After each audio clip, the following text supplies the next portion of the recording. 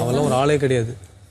தேவையெல்லாம் குத்தி எதுனா பிடிச்சி அடி ஏறி விட்டுரும் சத்தியமா அவளை. நான் போனா அவன் தான் சைலண்டா விட்டுருக்கேன். இந்த சம்பவம் நடந்தது டே 47ல. சாண்ட்ராவும் திவ்யாவும் ஜெயிலுக்கு போகாம ரொம்ப நேரமா டிலே பண்ணிக்கிட்டே இருக்காங்க. இதை பார்த்து இருந்த வியன்னா ஏன் போயின்னு வந்து கேள்வி கேட்கறாங்க.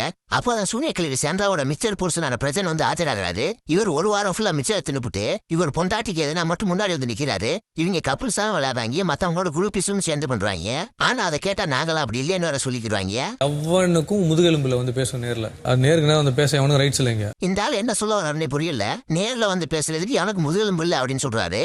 நேரில் வந்து பேசுறதுக்கு ரைட்ஸும் இல்லை அப்படிங்கிறாரு.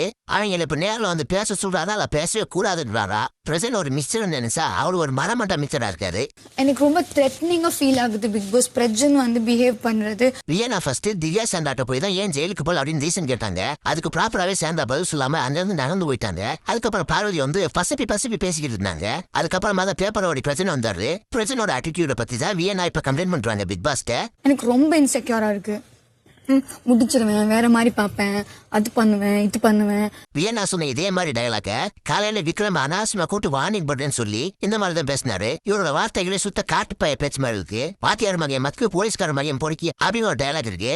அதுக்கேற்ற மாதிரி சுத்த பொறிக்கத்தனமா தான் இருந்தாலும் பேசிக்கிட்டு இருக்காரு.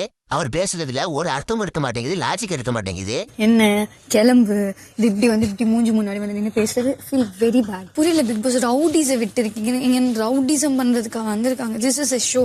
பிக் பாஸ் வீட்டுல சாஃப்டான ஆளுங்கள்ல வியனா ஒருத்தவங்க. அப்படி ஒரு சாஃப்டான ஆளத்தை போய் தன்னோட வீரத்தை காட்டியிருக்காரு பிரசன். அதுல இருந்து அவரோட வீரம் என்ன அப்படிங்கறது தெரியுது. வியன்னாவை அவளா ஒரு ஆளா அப்படின்னு சொல்றாரு. ஆனா பிக் பாஸ் அன்அபிஷியல் ஓட்டிங்ல பாத்தீங்கன்னா பிரசனோட வியனாவுக்கு தான் அதிக ஓட்டுகள் இருக்கு. நீங்க சொன்ன ஒரு விஷயத்த வந்து ஃபாலோ பண்ண மாட்டாங்க. எத்தனை 3 தடவை சொல்லியிருக்கீங்க. இப்ப நான் அதை தானே போய் கேட்டேன். வியனாவோட அந்த கேள்வி ரொம்ப நியாயமானது. பிக் பாஸ் வீட்டுல இந்த மாதிரி பொறிக்குத்தனமா நடத்துற பிரச்சனை வீக்கெண்ட்ல விஜய் சேதுபதி கேள்வி கேட்பாரா இல்ல அவர் ஃப்ரெண்ட் அப்படிங்கறதுனால தட்டி மழுப்பிட்டு போயிடுவாரா? உங்களோட கருத்துக்கள் என்ன அப்படிங்கறத கமெண்ட்ஸ் தெரிவிங்க. நன்றி, வணக்கம்.